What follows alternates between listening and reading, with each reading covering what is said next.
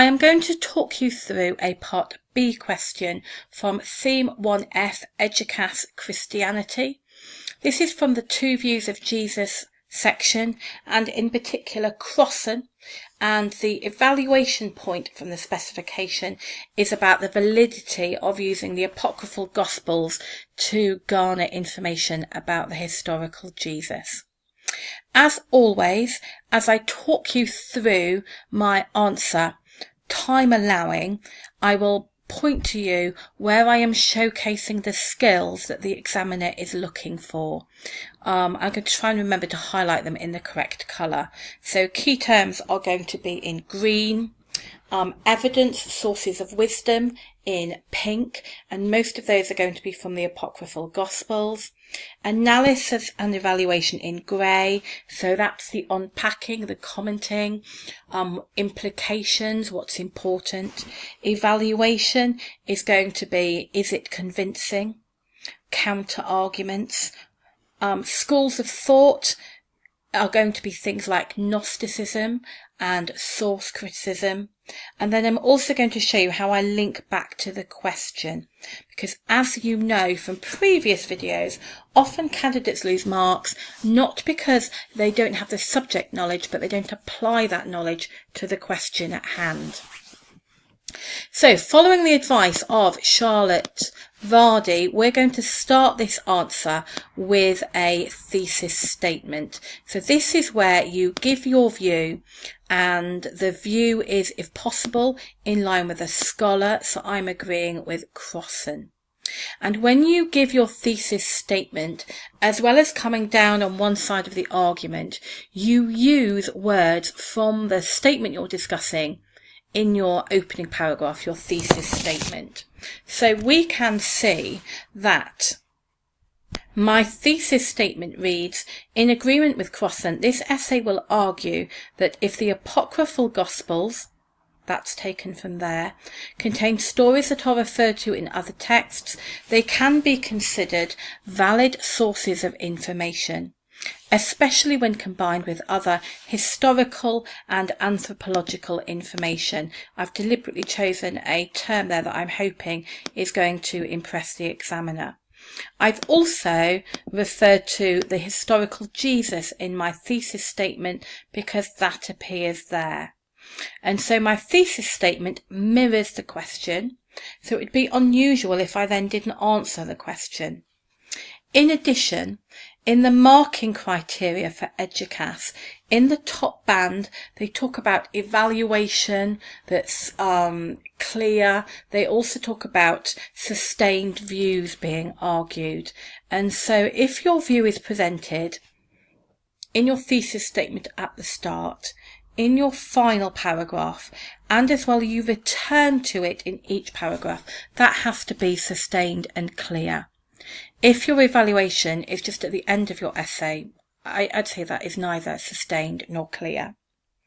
Also, if you run out of time, and that might happen if this is your second question, if you save all your evaluation until the end, you could possibly never get there, and then you're at risk of going into band 1 or 2, which would probably be a U, depending on the grade boundaries. So we're going to go to my first scholar, which, not surprisingly, is going to be Crossan. And Crossan agrees that the Apocryphal Gospels can be a relevant and valid source of information when you are trying to uncover who the real Jesus is. And just because at the Council of Nicaea, with source of wisdom there, the Council of Nicaea rejected the Apocryphal Gospels, as did lots of later scholars, but I haven't got time to go into that because I'm writing to time, and I'm not going to claim that this answer is perfect because it is done to time and done from memory, but it should be an A star. But just because the Council of Nicaea has rejected a book, it doesn't mean that we have to when we're trying to create an objective view of the historical Jesus. And the Council of Nicaea was trying to do something very different. It was trying to present a Jesus of faith which suited that population at that time. And so Crossan, his technique in deciding whether in trying to build a picture of Jesus is called the triple triadic process. That sounds really, really impressive. It's just 3-3. And so he uses 3 strands of information. He uses historical and anthropological sources. I could have named Josephus there, but I forgot. And he uses texts. And when he's using those 3 strands, he also then goes through multiple checking processes, if you like. So, for example, are these texts early? And he's going to say that the Gospel of Thomas and Peter are early. In addition, are they supported by multiple attestations? That's just a posh way of saying, do other books, or other authors rather, say the same thing? And do they reflect what we know about life in Palestine in the 1st century from these historical and anthropological sources? And so Crossan says he wants to stick to early sources, and I've unpacked that a little bit and said that is between 30 and 60 CE. And his main sources of wisdom, the Gospels of St. Peter and Thomas, he says fit into that criteria. So he says that the Gospel of Thomas, for example, dates from around 50 CE or in the 50s. And he also talks about the Gospel of Peter predating the canonical Gospels. Canonical Gospels is a nice key term to keep using. It just means the Gospels that are in the biblical canon. And then using source criticism, or the methods of source criticism, he says that it's very clear that the Gospel of Thomas in particular is very early. And source criticism looks for literary styles and then looks for different sources that are weaved together through the Bible, and perhaps makes judgments about authorship and dating. But the early style of St.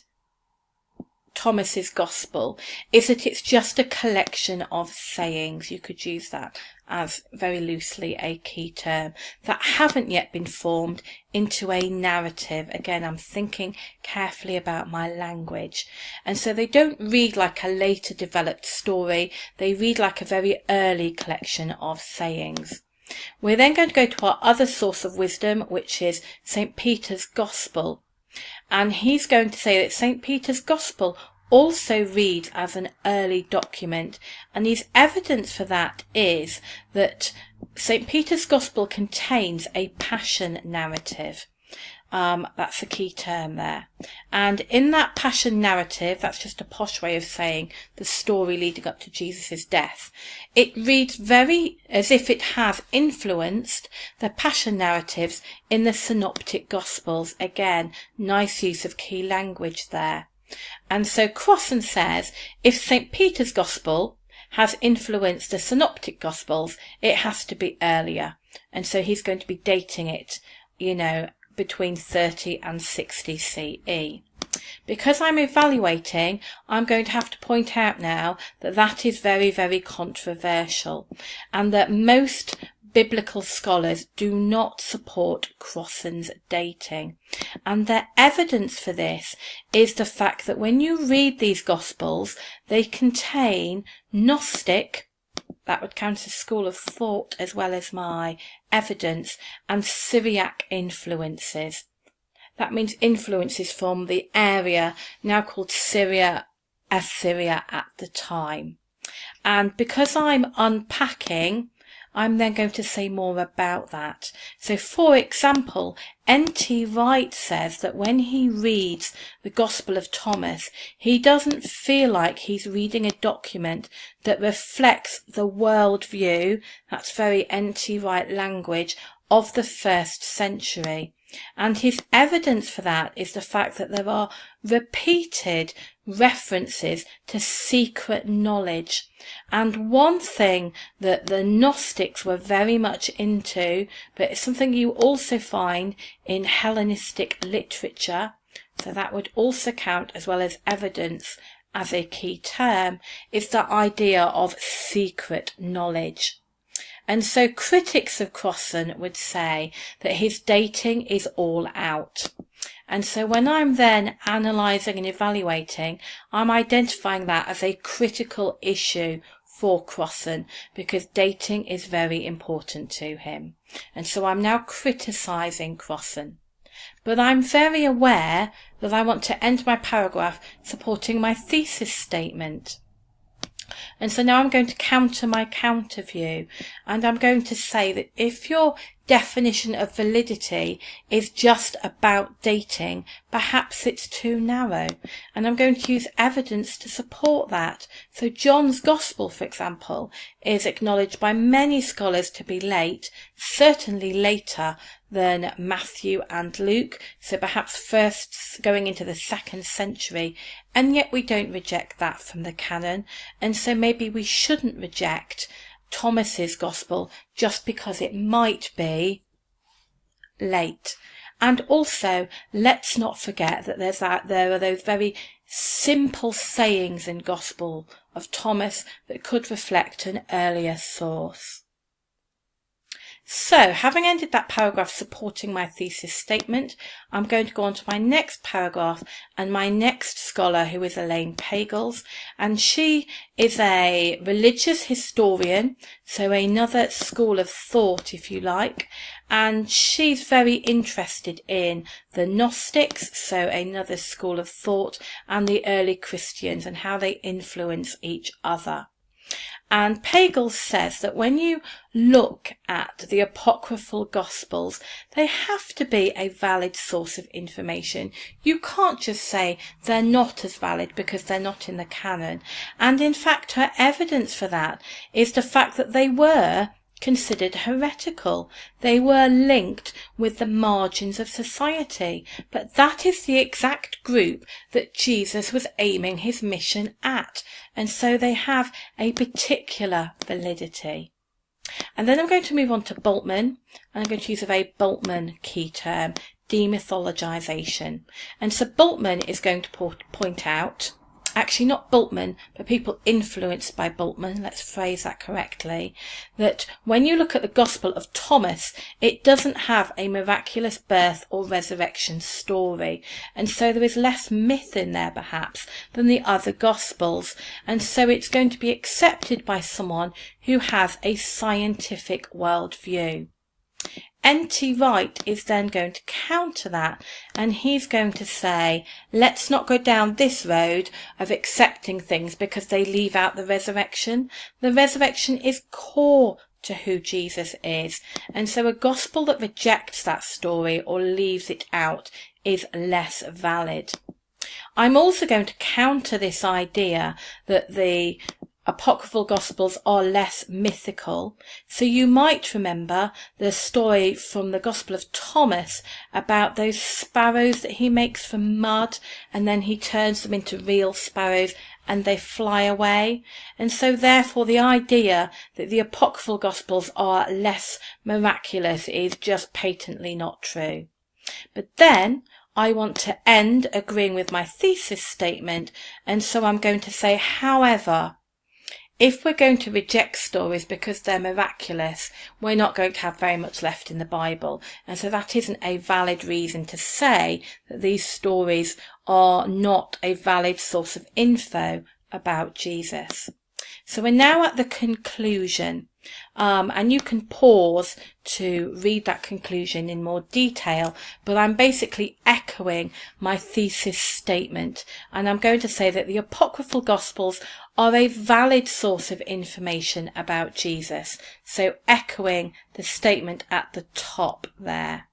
And they're a valid source of information because although there are issues to do with dating, that alone doesn't make a story not valid. And again, there might be issues to do with mythical elements, but that again is not a reason to say it's not valid.